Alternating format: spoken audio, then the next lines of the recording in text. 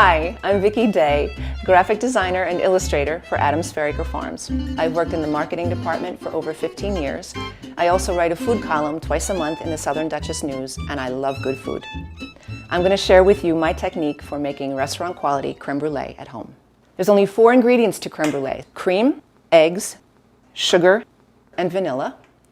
And the first step toward a successful custard is going to be to scald the milk.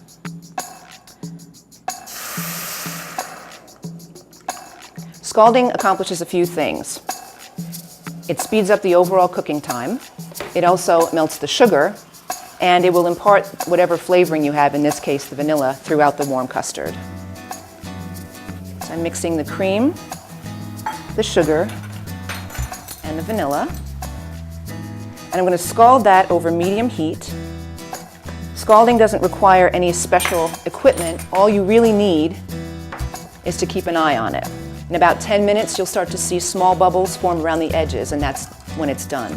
You don't want to boil it, you're just heating it through. And you stir it all the way through to mix everything together. No high-tech equipment is needed to separate out eggs. Nature's given us everything we need. So I always have a jar ready and my mixing bowl.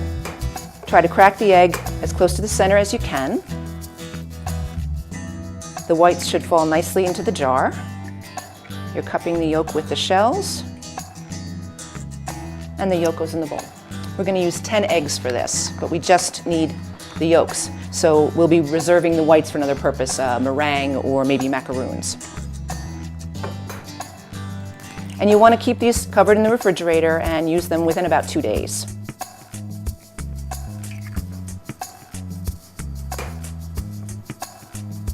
Just keep an eye on your milk to make sure that it's doing fine. But as I said, it takes 10 or 12 minutes before you start to see those bubbles form. So you have plenty of time to separate your eggs. And that's 10. I'm just going to give them a quick beating just to get them ready for the scalded milk. I like to put my bowl right on my surface, and then the scalded milk, which you can see is just starting to bubble.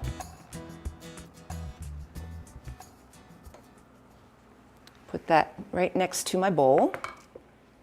Touching is better so that it minimizes the spillage. And then what I'm going to do is I'm going to begin tempering. And to do that, I'm going to be whisking the egg yolks constantly. And I'm going to start with 1 ladleful of the scalded cream. I'm going to add that in very gradually, whisking the whole time. And this will prevent the eggs from curdling. And you're just going to continue on 1 ladleful at a time until you've mixed everything all together. Upend the rest in the pan.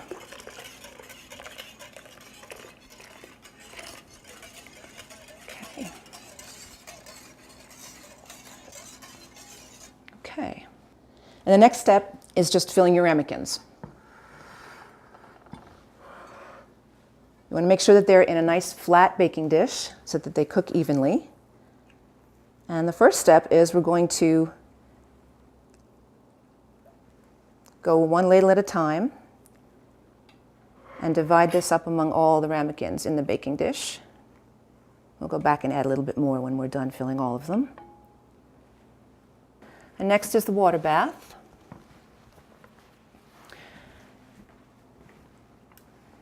I'm going to take one out just to show you, but you want to take very hot water and very gently, so that you don't get any of the water in the custards, you're going to pour it directly into the pan.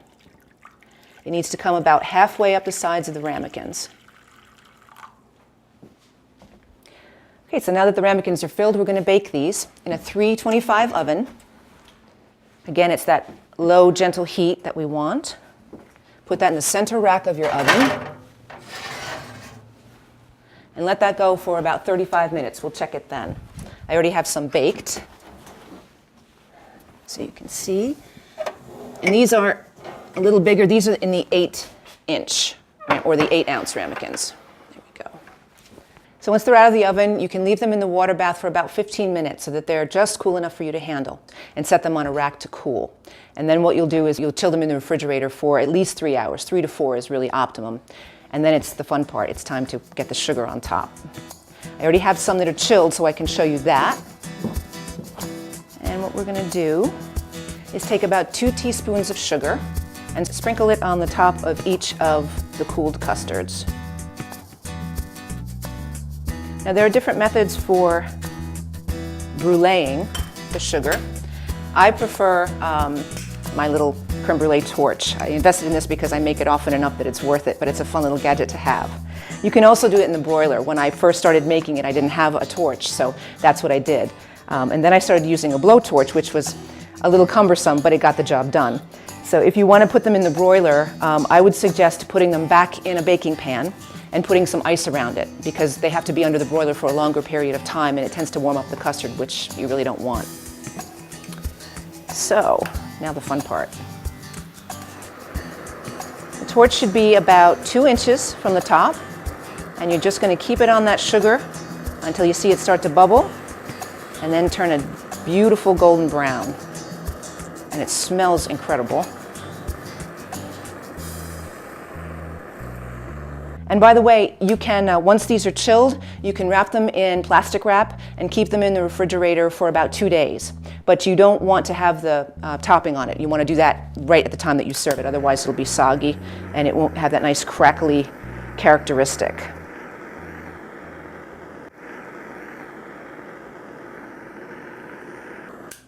That's about done. To serve, I like to put them on a little dish. Serve it with a spoon. You don't need any more than that. For Adams Ferriker Farms, I'm Vicki Day, and you can make creme brulee at home. I hope you enjoy it as much as I do.